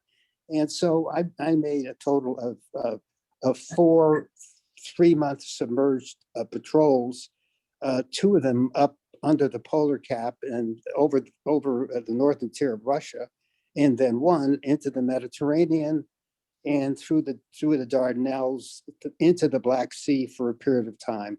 And that was very important in terms that I learned there that I could apply later to neurosurgery. I went back, finished my training period at Yale, and ultimately got hired at USC, the big general hospital, County General, the big County General Hospital. And I went there and did my training in neurosurgery there, and had got identified by NASA to help with the first mission to Mars.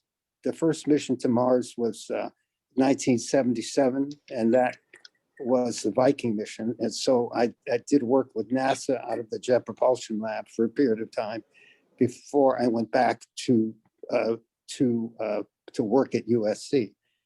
So to make a long story short, in terms of that period, I was at USC for 42 years, had a great career, had a lot of discoveries and impact on the field and so on and so forth. I was editor of the major journal for neurosurgery for 20 years and founded World Neurosurgery, one of the other 3 top journals in neurosurgery.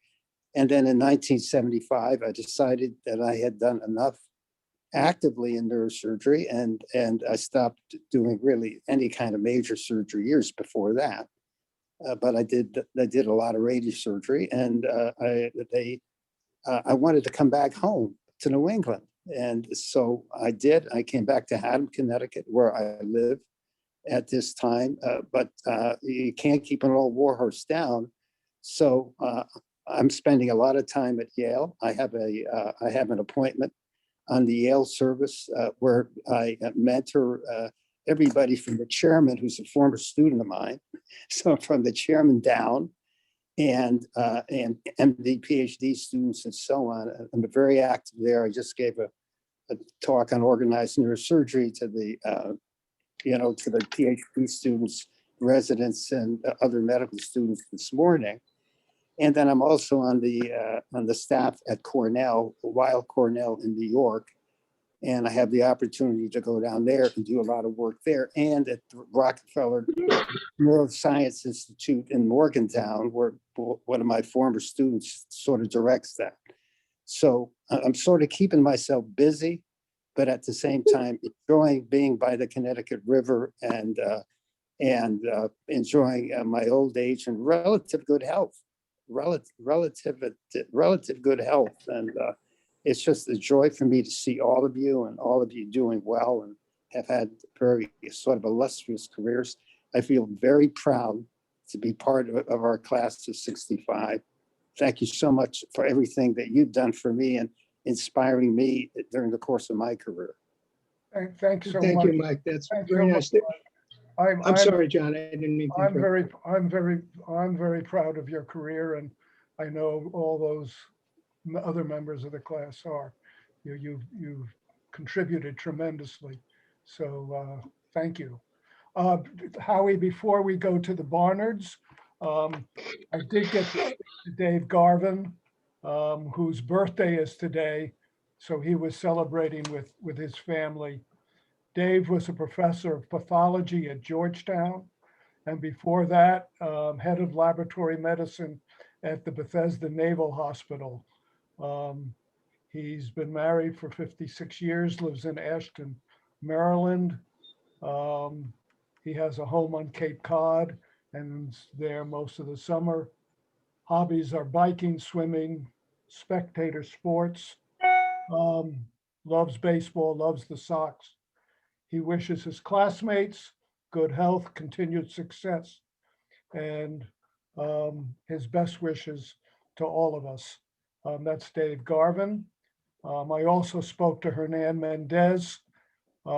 He could not join us. He is in Puerto Rico. I'm not sure that he's in great health. And again, he sends his best wishes to everyone. Doug and Donna, say hello. Yeah, Doug and Donna are, I think everyone else has been spoken for. I also would like to say a few words after Doug and Donna. Are you on mute? Can we hear you? Can't hear you. Okay, is that better? Yes. Yeah, we could hear you. Okay. Doug and Donna. Well, I will keep this short because thank you. There are a lot of people on, and it's been very interesting. I see Liz Dooling has turned around now, and she's looking at us. Liz, it's been great over the years to follow you and your career, and John Hermos and Peter Vries, who I worked with as a surgeon. He's a wonderful surgeon. I gave him his patients a little anesthesia on occasion, and enjoyed working with him. Just a little history on Donna and myself. We were married at the end of our first year of medical school, and fortunately, knowing all there was as medical students, our birth control officer didn't have much effect. So 10 months later, Donna had her first baby, who is now my daughter of age 59, and she's a damn lawyer, but she doesn't sue doctors. So that's a good thing. And we went through medical school, and I went into the Navy. We didn't have any money, and I signed up as a fourth-year medical student. Then I spent 3 years doing an anesthesia residency in the Navy, and then spent a year in Vietnam. Came back and worked at the Chelsea Naval Hospital for the next 3 years while Donna got trained in hematology and oncology. So we had a fine career there. Meanwhile, she had the gall to get pregnant a second time. And so we now have a son who is 55 years old. He has chosen not to go into medicine, but he's very successful in the automobile leasing business. And beyond that, Donna and I worked at the Beverly Hospital on the North Shore for many, many years.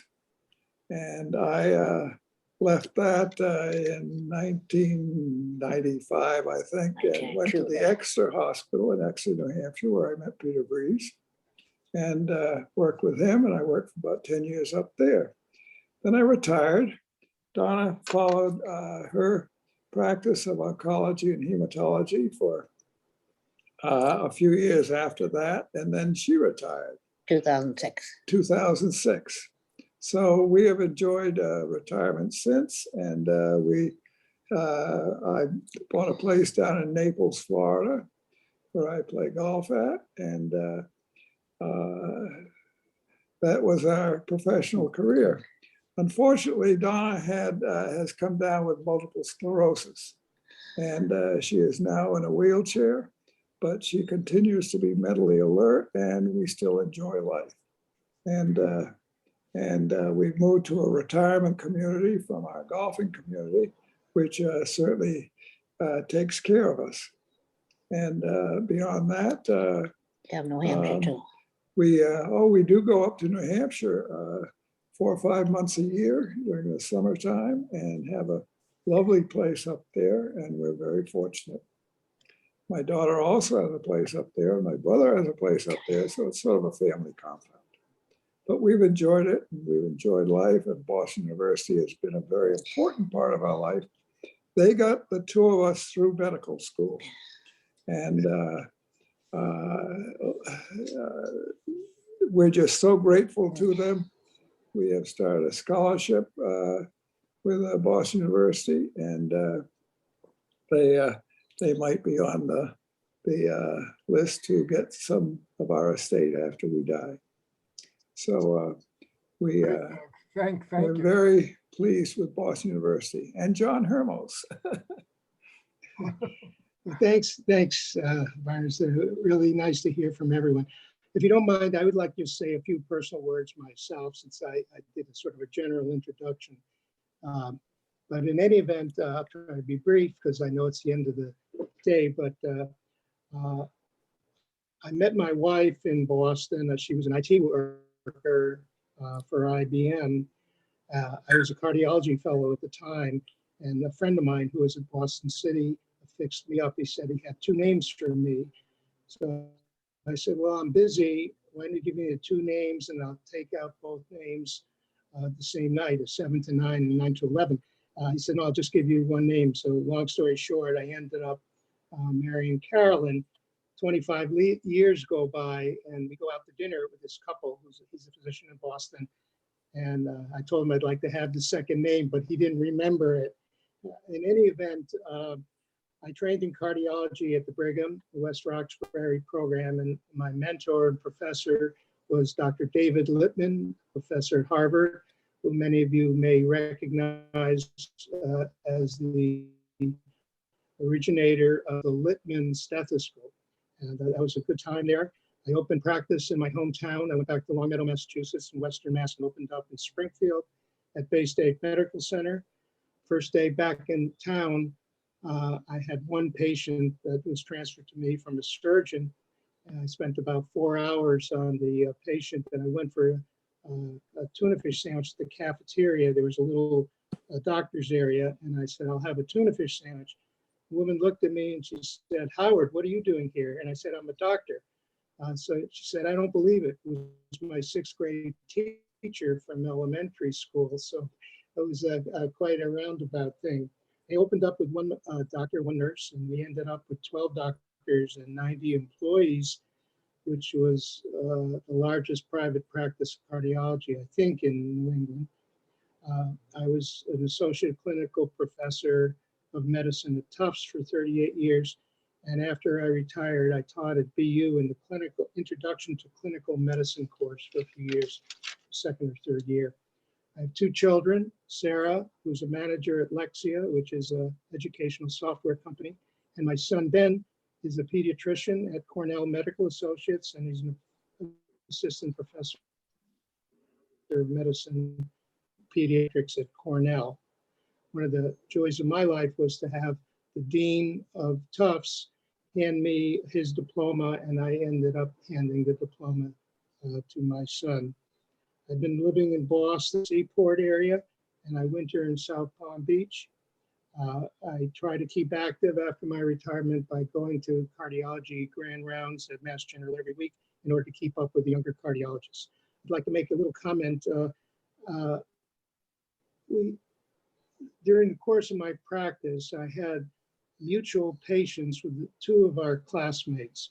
One was Jack Beat, who many of you remember, with his boa constrictor at St. Elizabeth's Hospital.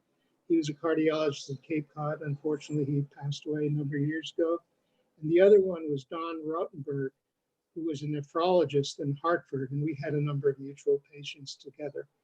In any event, I always cherished my time at BU. It was a great education, and it's great to see so many of our classmates and hear their stories and hear their contributions to medicine, to the medical school, and to society in general. And I thank again Amora and the alumni people from BU for this opportunity. I don't know if John wants to say anything at this time. Thanks. Were we going to show a, sounds morbid, but a list of those who had passed? Maura or Elizabeth? Sorry, guys, I have to. Oh, okay. Why don't we just have a moment of remembrance for all the people in our class who are no longer with us.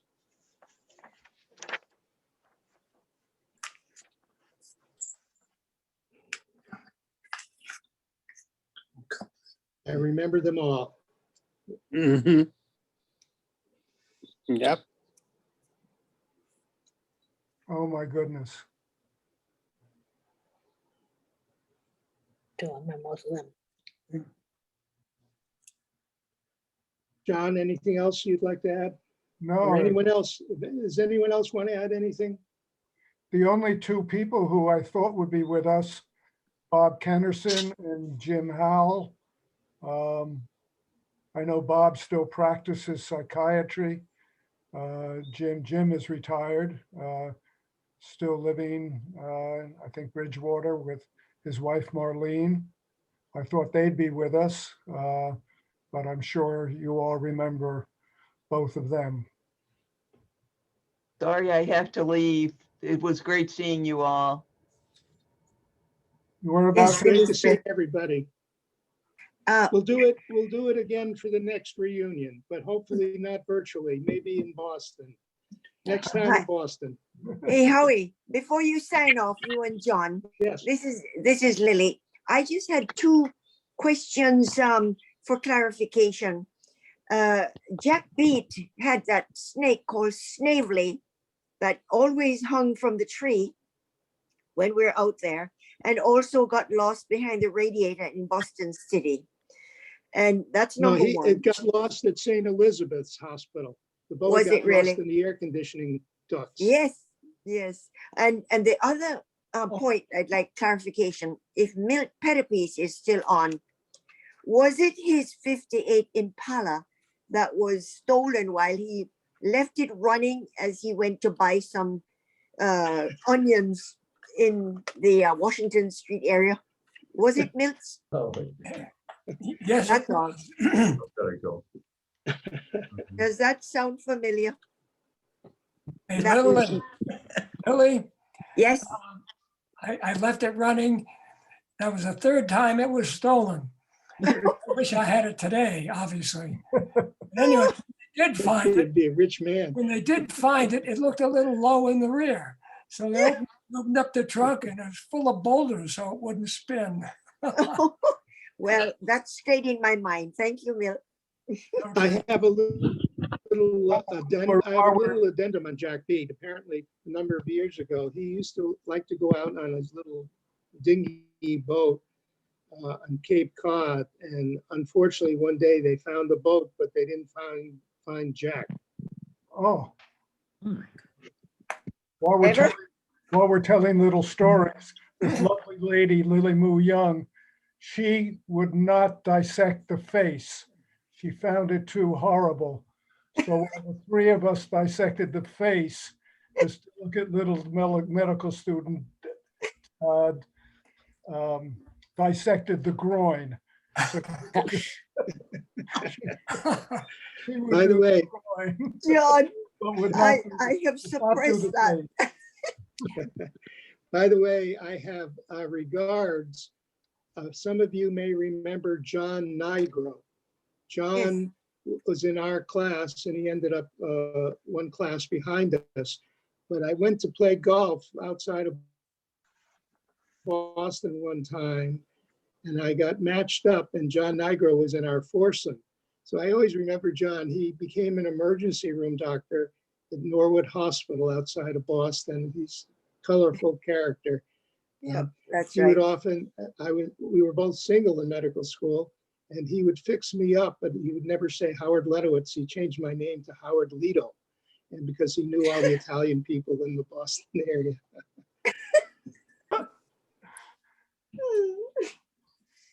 Okay. Well, thanks. Okay, well, any event, it's been great seeing everyone. If anyone else wants to say a closing word, it's fine with us, but we are running out of time. And we'll see everyone at the next reunion.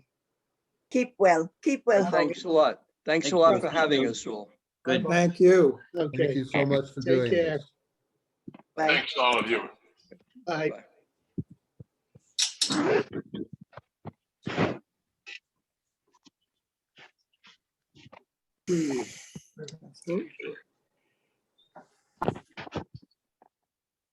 Amazing. Diving. Yeah.